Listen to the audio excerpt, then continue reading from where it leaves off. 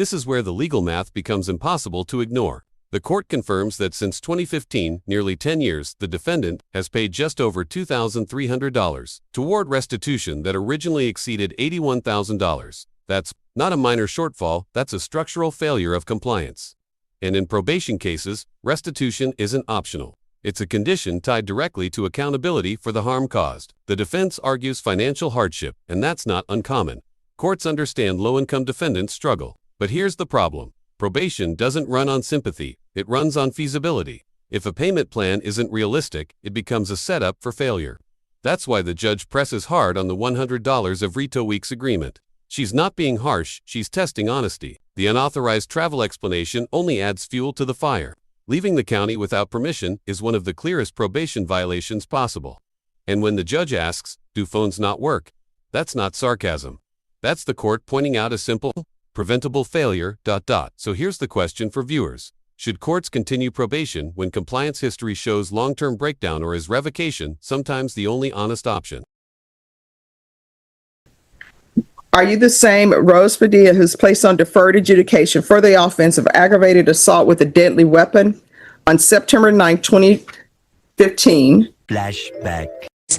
We have some new information on a stabbing late last night on the city's northwest side. 48-year-old Rose Padilla facing a charge of aggravated assault with a deadly weapon after police say that she stabbed her boyfriend with an 8-inch kitchen knife.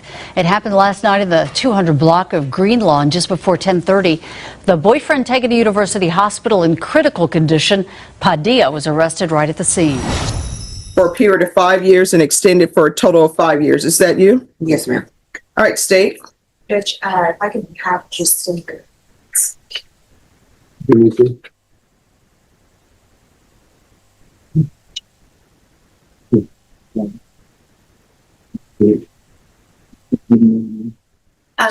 Violation of condition number 10 in Bexar County, Texas, between the date the defendant, Rose Padilla, was placed on community supervision and the date of filing hereof for restitution, the defendant should have remitted $81,135.98, but has only remitted $2,504 in violation of. Who is here with you?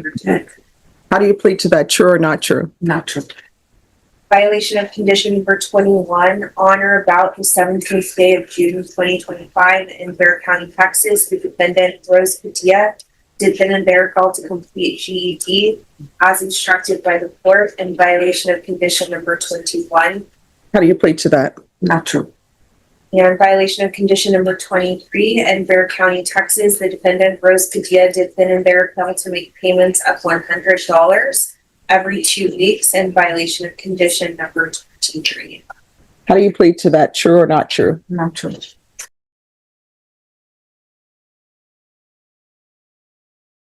On or about the 30th day of September 2023 in Bexar County, Texas, the defendant, Rose Padilla, departed Bexar County without the written permission of the court and or the supervision officer in violation of condition number 7. How do you plead to that? True or not true? Yes. True. Is there a proposed agreement? There is, Your Honor. And what are you all proposing that the court follow? The proposal, Your Honor, was to continue on probation, extend for 1 year, and amend for probationer to pay at least $100 every 2 weeks for restitution. Probation. Your Honor, the original recommendation was for revocation. However, it does indicate that if the court wishes to continue to extend the 1 year, amend the probationer to pay at least $100 every 2 weeks for restitution. How much is owed on restitution? Your Honor, $78,775.98. How much has she paid on restitution since she's been on since 2015? $2,360. All right. Before the courtroom even gets moving, this case already carries serious weight. This isn't just a routine probation check-in, this is a deferred adjudication case tied to a violent felony. aggravated assault with a deadly weapon. And that distinction matters. Deferred adjudication means the defendant avoided a conviction only by agreeing to strict conditions. One major violation, and everything is back on the table, including prison time. Here, the court is reviewing years of supervision, a massive restitution balance, and multiple alleged violations stacked on top of each other. We're talking about missed payments, failure to complete court-ordered education, unauthorized travel outside the county, and reporting issues. But what really raises the stakes is the financial number involved: over $78,000 still owed nearly a decade later. The judge in this courtroom is known for giving chances, but only when honesty and compliance are clear. As you watch this hearing unfold, listen closely to the questions the judge keeps circling back to. Because this case isn't about whether the defendant feels remorse, it's about whether the court believes she can realistically comply going forward. In the moment restitution payments become promises instead of proof, that's when everything can collapse. Your Honor, Ms. Padilla is a waitress, and she is frankly incapable of making any other payments aside from the ones that are recommended for the $100 every 2 weeks. All right, why is she leaving the county without permission? So she was, there's a healing mass that occurs in Hidalgo County on the last Saturday of every month. That's where she went. She felt called to go there. It's something that she's had a significant benefit from in the past, and so she'd heard about this mass and decided to attend that mass with her significant other. All right, do phones not work? Does she have access to a phone? I believe she does, Your Honor. Why didn't she pick up the phone and call probation and say, hey, may I depart Bexar County to go for this? Because honestly, she hasn't been doing well on probation. I mean, that's why we're here. Probation is telling me they want a revocation. And in this court, normally it takes some doing for me to grant a revocation. So for probation to be asking for revocation when they know that normally if there is monetary issue, if there is a drug issue, usually I try to address those before we head down the road of revocation. So for them to be asking for revocation, that says something. So why didn't you pick up the phone and call probation and ask them if you could leave Bexar County to go to this event? You want to raise your right hand for me? You solemnly swear or affirm the testimony you hear will be the truth and nothing but the truth, so help you God? Yes, ma'am. All right, you can lower your hand. State your name for the record. Rose Padilla. All right, why didn't you call probation? It wasn't a Saturday, and I thought, nothing was going to happen. Just me going and coming back. You cannot leave Bexar County without permission while you're on probation. You understand? Yes, ma'am. Now, they want you to pay $100. What did you say? Every 2 weeks, or how often? Every 2 weeks? Yes, Judge. Are you able to pay this $100 every 2 weeks, or you're just saying that? Because let me just tell you why I'm asking that question. I find that when people are looking at potentially going to prison for 20 years, if people say, all right, we will agree to continue if you pay $500 a week, you know what people will say? Well, I'm going to call this person and I'll pay $500 a week. So I want to know, can you really pay $100 every 2 weeks, or are you just saying this because that's the agreement you all reached, or will you be able to pay it? If you're not going to be able to pay it, you need to let me know now, because if I follow this agreement and I get a report that you miss one of the weeks in paying, we don't have problems.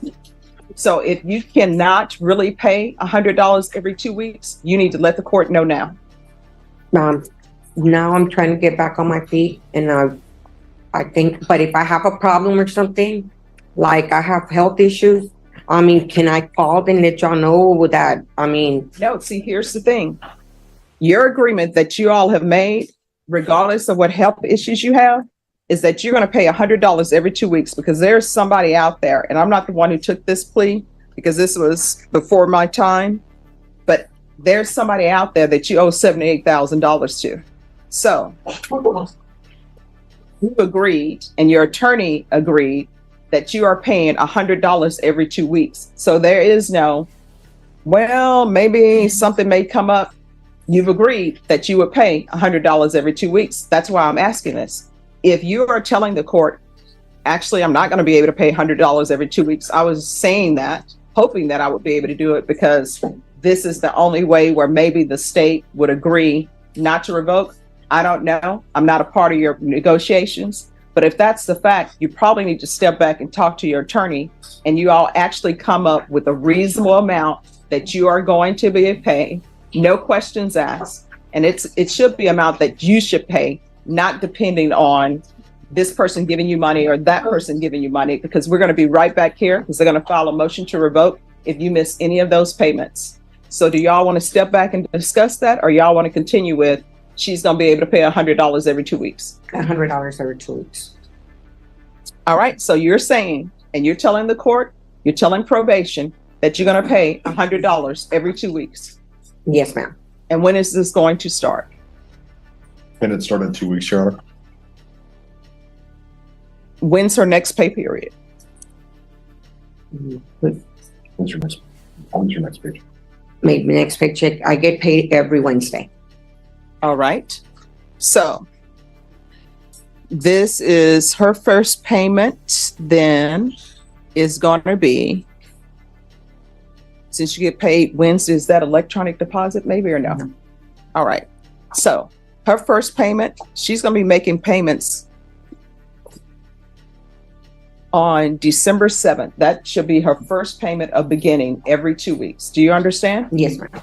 And since she gets paid on Wednesday, her payment should be falling on that Thursday because she has to get the check, go cash the check, and do all of that. All right. I'll deny the motion. Alternate amend conditions to include $100 payment every 2 weeks, beginning on December 7th. And that's to go towards restitution. Is there anything else from either side? Nothing from the state, Your Honor. Nothing further, Your Honor. Probation, is there anything else? Yes, Your Honor. Her case expired September of this year, so that 1 year extension, are you going to move forward with that? Yes, extend for 1 year. I would also like to bring up to the court that we have notification that Ms. Padilla has not reported since September. So I would ask that the court admonish her and ask her, tell her to report as necessary. Okay, why are you not reporting?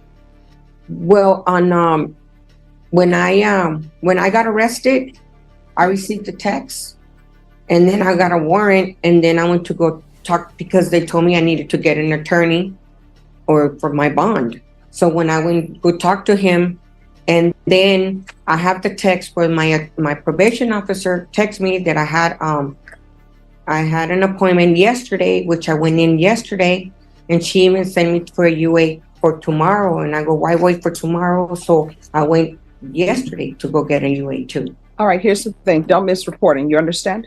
No, ma'am. All right, so I'm assuming you're required to report monthly. When do you want her to show up to report? I'll look at the appointment book to see if it's already been put on the books for next All right, month. so she's going to give you a date when you to report, and you need to report. Don't miss any reporting dates.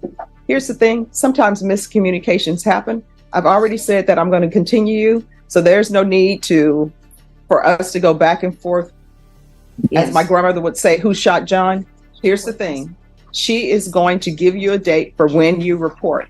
You need to make sure you report on that date. Even if you're saying you've already reported, if she gives you a different date, you need to go report on that day. If you do not, what will end up happening is a motion to revoke will be filed. Do you understand? Yes, ma'am.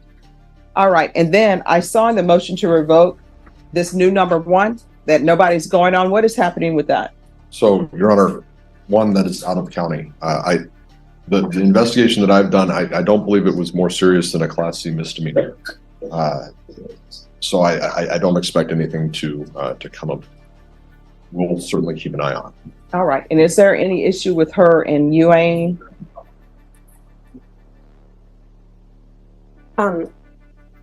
Your Honor, in August, it says it was failure to submit. In September, it was a negative. I don't have anything past September because there was that lapse in reporting. So if she said she UA'd yesterday, those results will not be available until next week. All right, did you UA yesterday? I went yesterday, yes. All right, make sure she UA yesterday. If she did not UA yesterday, then we're gonna have a problem because people are being dishonest with the court. So if you UA'd yesterday, she's gonna check it. And then from thereafter, do random UAs. Yes, Judge. All right, is there anything else? Nothing further, Your Honor. Is there anything you need from the court to be successful on this probation? All right, do not leave Bexar County without permission. Because you're on probation, everything you do, you need to pick up the phone and call probation and request it. Okay. Could you waive the UA fees, Your Honor? Is that possible? No. End of flashback. All right. Will you all be ready to proceed on a contested hearing the second or third week in January?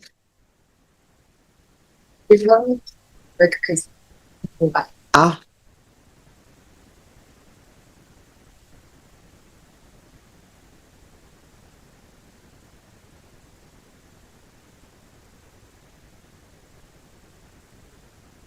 And police officers.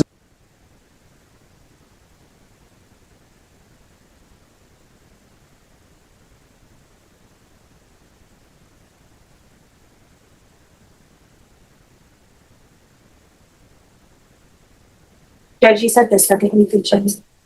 Second or third week. Yes, that's. All right. Oh, we can bring it. No, I'll do it. It's fine. All right, what date? It would be the 12th. But it is a simple case.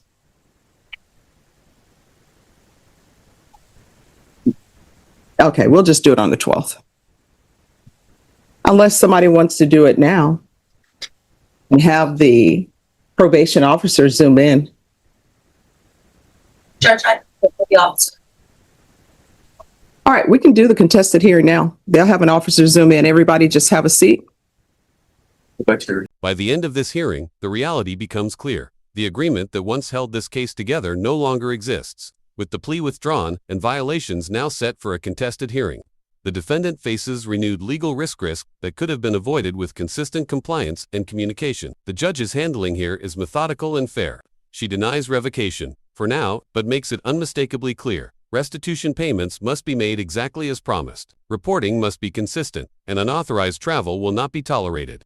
Probation is extended, not erased, and every future misstep carries consequences. This case highlights a broader truth about the justice system. Deferred adjudication is a second chance, not a safety net. It requires discipline, transparency, and follow-through. Without those, the court's patience runs out fast.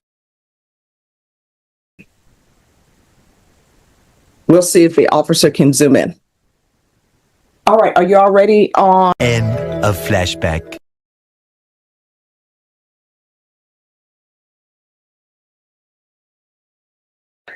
Well, because we had an agreement, but since and the only reason we fled through is because we thought we had an agreement, but since apparently, that's not the case, so we'd like to withdraw that agreement.